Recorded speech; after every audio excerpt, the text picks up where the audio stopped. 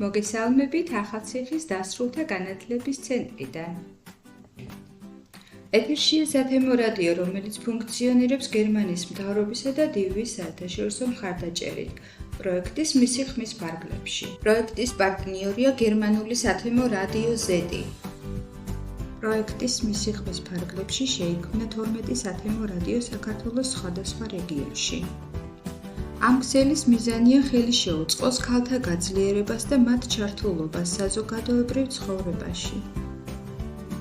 ჩვენი რადიოს მოსმენა შეგიძლიათ ონლაინ ვებგვერდზე HerVoice-G.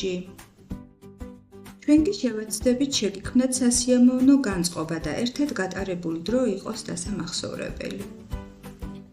თქვენთვის ეთერში მუშაობს ნინო ფატარიძე.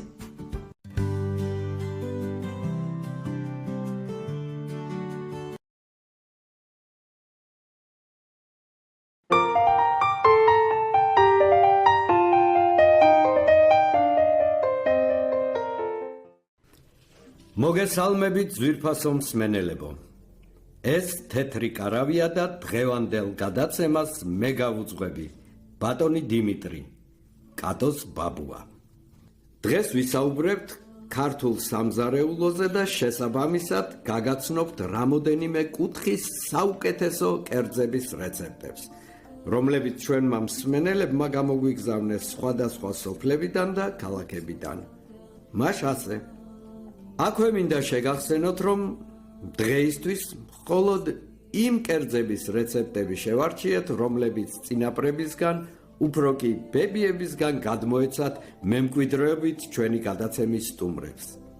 აბა, ყურადღებით მოვისმინოთ და კარგად დავიმახსოვროთ. რეცეპტი ნომერი 1. მე გახლავართ მაგული კორძაია სამეგრელოდან. ახლა გაგიზიარებთ ბებიაჩემის, ასევე მაგული კორძაიას რეცეპტს, რომლის სახელსაც ვატარებ. აგვისტოს თვეში ბებიაჩემი ქათამს რომ შეწვავდა კეთზე ან შამპურზე, არც ბაჟიში აწყობდა და არც ნიორწყალში. ახლა რატომ მაინდა-მაინც აგვისტოშიო? იკითხავთ. ჩვენს ეზოში, სოფელ სერგიეთში 2 დიდი ტყემლის ხე იდგა, ერთი წითელი, მეორე ყვითელი. ხო და სწორედ აგვისტოში ჯერ წითელი ტყემალი მწიფდებოდა და ორ კვირაში ყვითელიც იწყებდა. ამიტომ მთელი აგვისტო ჩემი ცხონებული ბებია შვილიშვილებს ასე გვიმასპინძლდებოდა. ჩამოკრებდა პირდაპირ ხიდან ჯამში მწიფე ტყემალს და არც მოხარშავდა და არც გარეცხავდა. ასე ამბობდა, წყალი თუ მეაკარე დაღუპულიაო.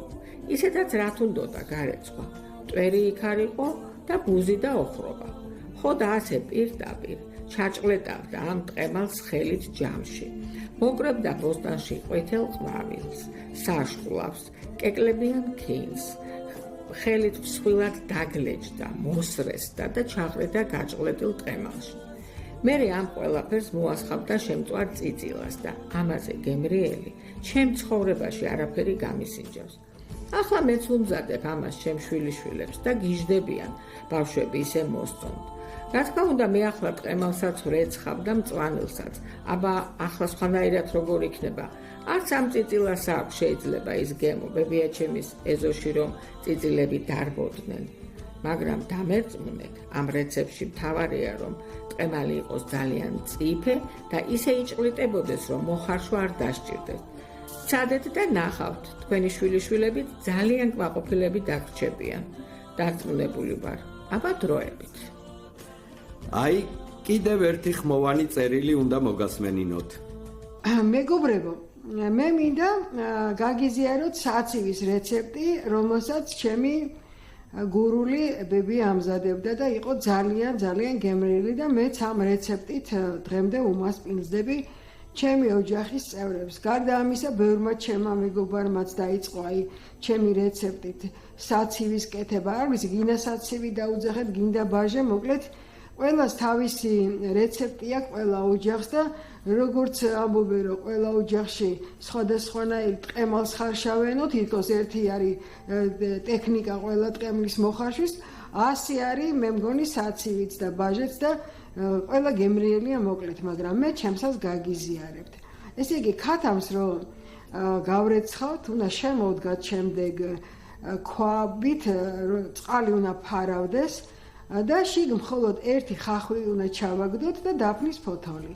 სანამ მოიხარშება, აი ცოტა რო დააკლდება მოხარშვა, გადმოვიღებთ და შემდეგ აი ამ ქათამს შევდგამთ გასქურაში, რომ კარგად შეიბრაწოს.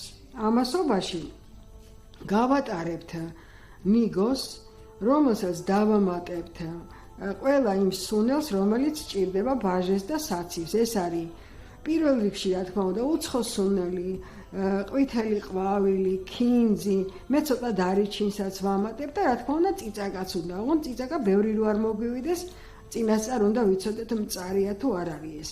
შემდეგ ეს ყველაფერი დიდხანს უნდა ვსრისოთ, არც ისე ადვილია, მაგრამ სამაგიეროდ ძალიან ისეთი არის გემრიელიც გამოდის და ვიზუალურადაც ძალიან კარგად გამოიყურება. ეს არის რასაც ეძახიან ნიგოზის ზეთის გამოყვანა. როგორც კი ნიგოზიდან ზეთი გამოვა, შემდეგ ამ ზეთს ცალკე გადავწურავთ, ცალკე ჭურჭელში მოვათავსებთ და ჩვენს გატარებულ იმას მასას ვამატებთ ქათმის ბულიონს. ეს ქათმის ბულიონი ნელ-ნელა უნდა შეურიოთ ამ ყველაფერს და როგორც კი უკვე კარგად შეერევა, გირჩევთ რომ ძალიან არ გაათხელოთ, იმიტომ რომ რა თქმა უნდა ამას ყველაფერს ღომთან ერთად მიირთმევ და უნდა ცოტა სქლათ უნდა ედებოდეს ეს ყველაფერი ღომს. აი ამის შემდეგ ამ დავჭრით ქათამს ნაჭრებად ჩავდებთ სპეციალურ ჭურჭელში, რომელიც თქვენ გაქვთ მომზადებული, მოვასხამთ ზემოდან ჯერ გამზადებულ ბაჟეს და შემდეგ ჩვენ წინასწარ გამოწურულ ნიგზის ზეთს. არაჩვეულებრივი გამოდის და გირჩევთ რომ გააკეთოთ და შემდეგ თქვენი რეცეპტებიც გაგვიზიაროთ. დიდი მადლობა ყურადღებისთვის. დიდი მადლობა. მგონი დღეს ძალიან გემრიელი გადაცემა გამოგვივიდა.